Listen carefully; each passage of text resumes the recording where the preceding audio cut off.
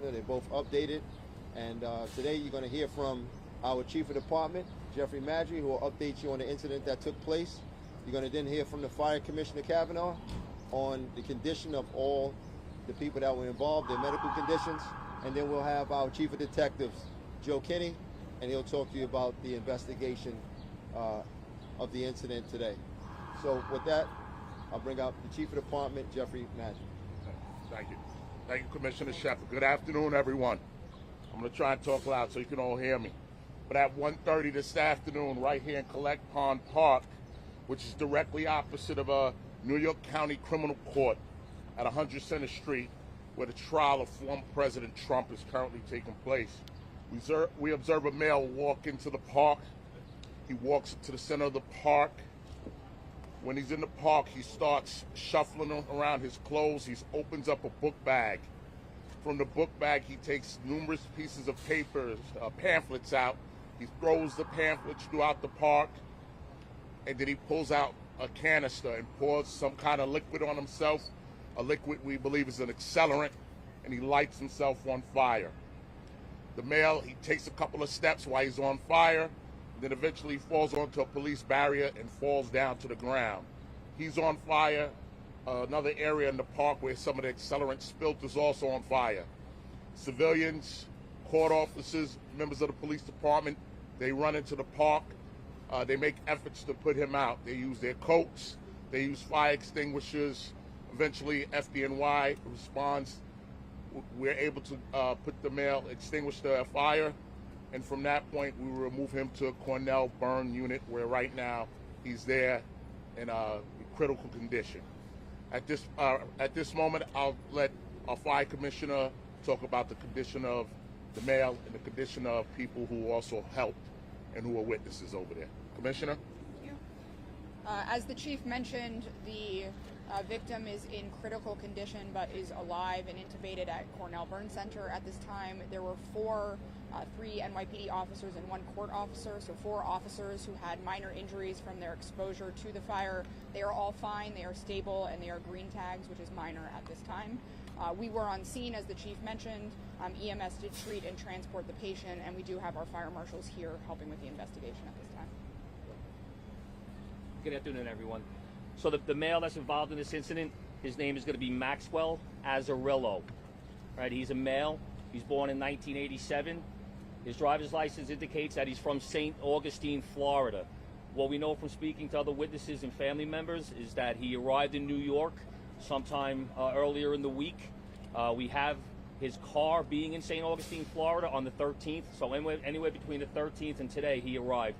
We spoke to family members today. They were unaware that he was even in New York. As the fire commissioner stated, he's at Cornell Burn Center right now in likely condition. So the accelerant that was used, it appears to be some kind of alcohol-based substance that's used for cleaning. And that's all we have right now. Carlos, why don't we go right down the line, left to right, and just we'll decide who's going to take what. I wanted to ask you about security. Obviously, there's about NYPD officers. Are you going to be putting more officers?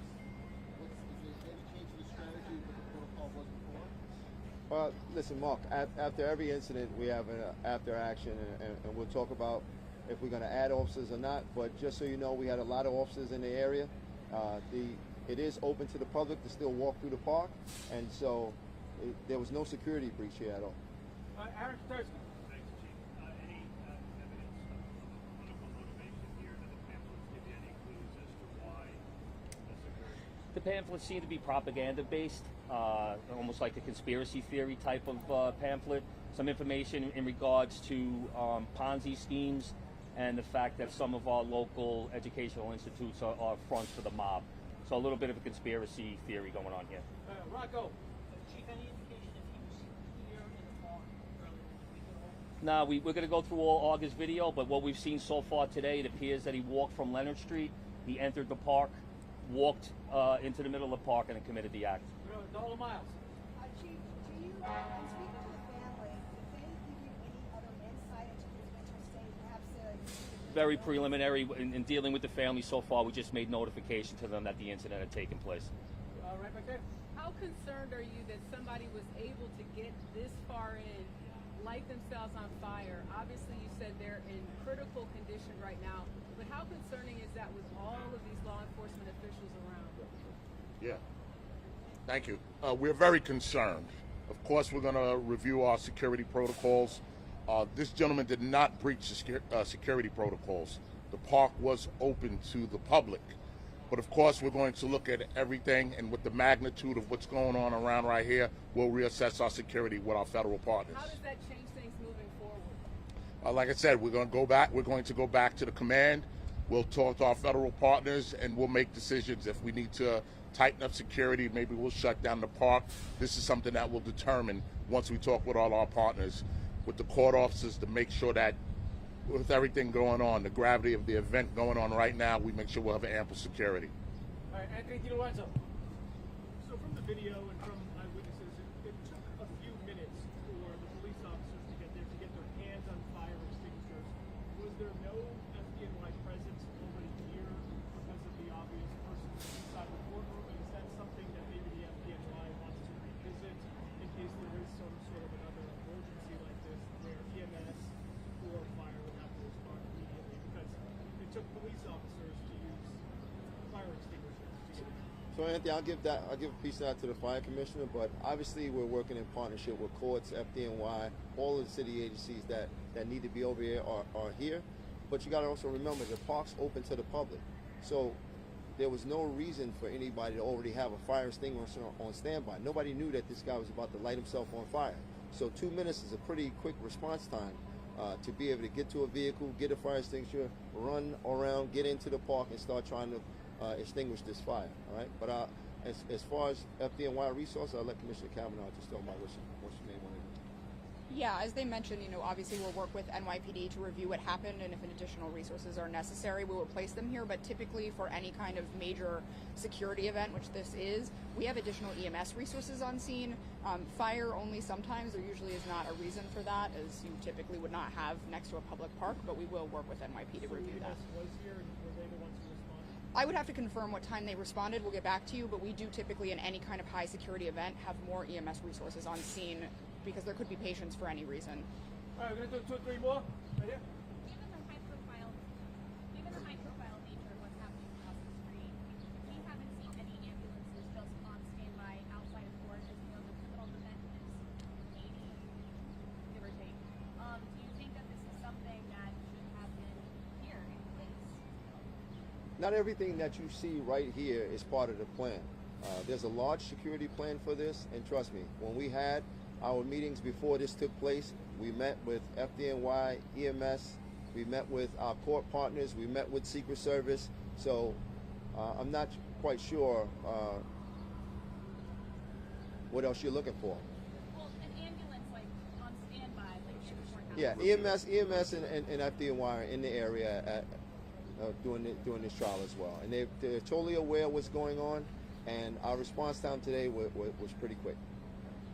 Max, thanks, Ed. Do we know if the man said anything before, during the incident? As of right now, what we're showing is that he just walked directly into the park and began to throw the pamphlets in the air and then lit himself on fire. That could come out during our investigation. We have a lot of witnesses here. A lot of people are coming forward. We hope if more people come forward, we can put a little more information together. But as of right now, we don't have that he was making any statements. Tim McNichol, CBS. Did he post anything online or on social media beforehand, that might have been about these conspiracy theories or about his motive at all? Yeah, we're looking through his social media and what he did online prior, and it appears that he did post something in regards to this event prior to the incident. Dan Rivoli. That was going to be my question, but to go off that on the internet posting for something like this trial, when you're gathering intelligence, is social media something you do look at? And obviously, I think one of the things we're looking at is there's a Substack post saying, "I'm the man." I'm paraphrasing, but I'm the man who set himself on fire outside of the Trump trial. Is that something you saw? All of his social media is going to be scrubbed. Obviously, we didn't know him prior to this incident. I can talk about the Detective Bureau. We didn't know him prior to this incident, but going back now, part of the investigation, all his social media, any associates, we'll be looking at all of that. Right here. Is there any connection between this guy lighting himself on fire and the Trump trial? At this point, like I said, very preliminary. We don't have that. Emily, don't pull out. Is he expected to survive as a As of right now, he's considered likely, which means he's very critical. His condition is not good, but as of right now, he's still alive. Shayna. Are you aware of any prior disturbing incidents involving this individual in your We're looking through that right now. As 5 minutes ago, before we started this press conference, I didn't see any criminal history in New York. I know it hasn't been asked yet, but I just want Commissioner Daughtry to step in for a second and just talk about what he did immediately after to make sure that the area is safe. Thank you, Commissioner Shepard. Immediately following this incident, I requested the bomb squad to come. I wanted the bomb squad to search this area for any possible secondary devices. They're actually doing this right now behind me with K9 checking all the vehicles. As of right now, there has been no additional devices found.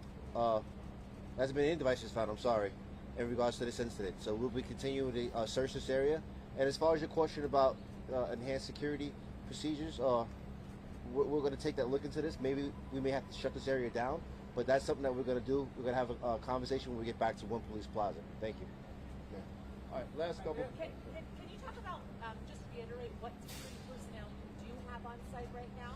Yeah, we're not going to talk about specific numbers, but obviously we're working with numerous city agencies and our federal partners over in this area. Obviously we're working with courts. We're working with the Secret Service. We're working with sanitation, whose building is right here. We're working with FDNY. So there's a lot of city agencies that are part of this, but we won't discuss what number of personnel we have out here. All right, last two. Right in front. Can you share what you told Donald Trump's service detail, his team, what's been shared with him? We're not going to share a conversation that we had with Secret Service, but everyone involved in the trial inside is aware of the incident that took place outside today. And quickly, do you Last know one. how he got here? Oh, so who do you want?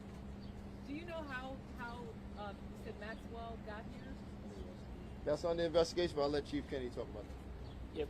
As of right now, on August camera, we have him walking to the park. That doesn't mean that he didn't either take the train here or come here, via a car. We do have a vehicle identified that's connected with him. We're currently searching for that car. All right, last one. All right, last question.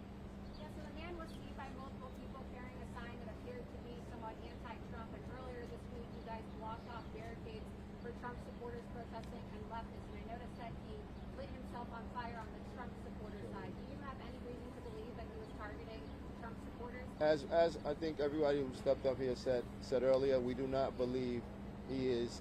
This was targeting any particular person or any particular group. We just right now labeling it as a sort of a conspiracy theorist, and we're going from there. But the investigation will continue. All right, thank you, everybody. Thank you for your time and attention. Thank you.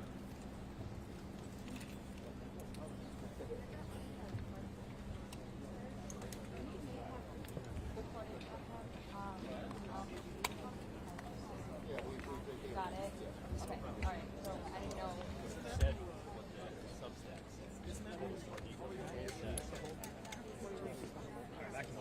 Oh, sure. I'm so sorry. No, I was you're not good, even- you're good.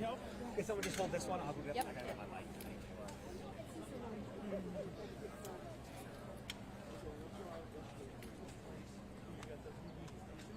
It's the back.